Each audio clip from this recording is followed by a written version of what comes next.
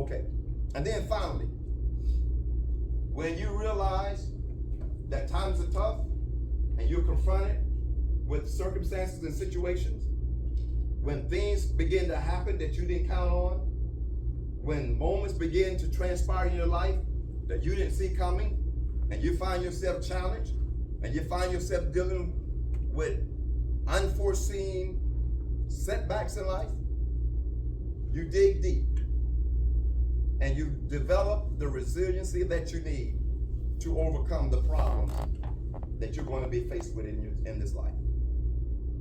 Over the last almost 4 years, I've had about 15 family members to die in my life, including my brother, my father, including uncles, first cousins, best friends, and mentors. And it really has taken a toll on my family. It really has. I got a very large family. And when you have a large family, you experience a lot of death. And it's taken a toll on my family. And one of the things that we've learned through all of this tragedy, and COVID-19 has had a lot to do with a lot of people's demise in my family. One of the things that we've learned is that we have to continue to fight and continue to stand together and continue to press against tragedy. And the way you do that, ladies and gentlemen, is by realizing that you are strong enough for anything life throws at you. You see, tough times don't last, but tough people do. And when the going gets tough, tough people gets going. Through the power of being resilient, you're able to overcome setbacks and sorrow, grief, and unfortunate circumstances. But you don't let the circumstances control you. You don't stop fighting.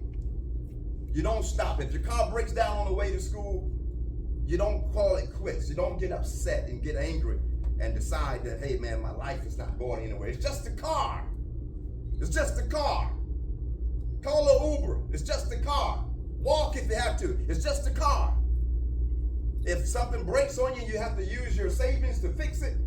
And now you feel like your life is not working and things are not working and everything's falling apart. It's just money. It's not you. It's not your life. It's just money. It's just something that broke that needs to be repaired or replaced. If someone dies in your life, don't go to the grave with them. Don't die with them. When the economy goes through a downward departure and things gets high and the price of gas goes up, then don't go up with it. Don't get frustrated. Don't throw in the towel. Don't call it quit. It's part of life. Life is going to happen. And when life happens, you have to happen with it. Like you got to get going. You got to stand up and be who you are. You got to make sure that you're on top of things because you can't let life destroy your dreams and your aspirations. My brother passed away this month 1 year ago. He was 1 year older than I. And he died from a broken heart. He had a lot of trauma in his life. And he just didn't feel like he had what it took to continue on.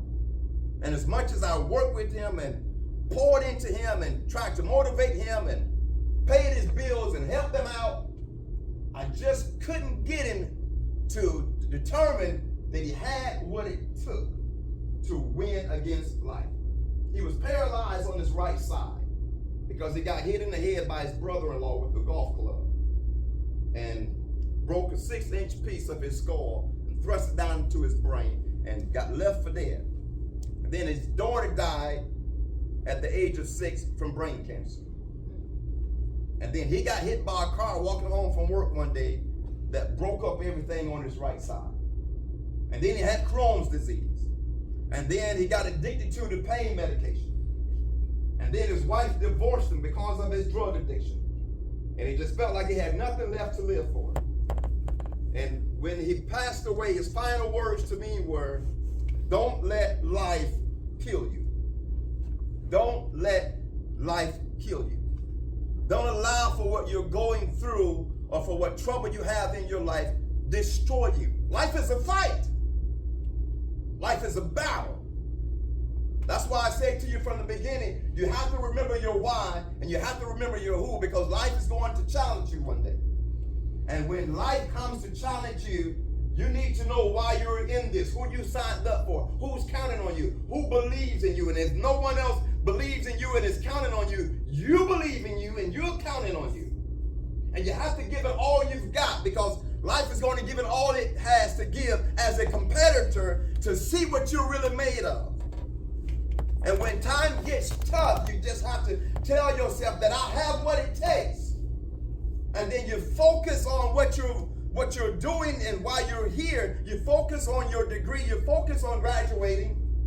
And you tell yourself that I am committed to the process. And I will not allow for my trouble to distract me from the process. And then you keep going through that process. And you keep going through that process. And eventually you will bring out the best in you as a result of giving it all you've got. And you will take advantage of the opportunities and the resources that are available to you, because you realize that I'm working on something here. I'm working on my life. I'm working on my future. I'm working on my dream. And if this is a stepping stone toward my dream, if graduating is a stepping stone toward my visions and my goals, then I have to step up every chance I get, because I will not quit and I will not give up on me. Always be willing to reach for the moon, because even if you miss, you will land among the stars. Be willing to aim high and hit nothing rather than to aim low and hit everything. Most people in life fail, ladies and gentlemen, not because they set their goals too high and hit, but because they set them too low and miss. So be willing to do today things that others won't do, so that you can have tomorrow things that others won't have. Your attitude toward life determines life attitude toward you. Be willing to give to life the passion you aspire, and life will give to you the dream you desire. Other people's opinions of you matters not to the determination of your potential, nor to the dictation of your destiny. So walk not in the shadows of those you admire, but discover your own greatness and dare to aspire. For then you will realize your dream and live a life that inspires. For life is what you make it. And when your opportunity comes, you take it. Be sharp and maximize your moment and make yourself a great life. And think sharp, plan sharp, dress sharp, walk sharp, talk sharp, eat sharp, and you'll be sharp. Thank you for your time, ladies and gentlemen. My name is Rico Sharp.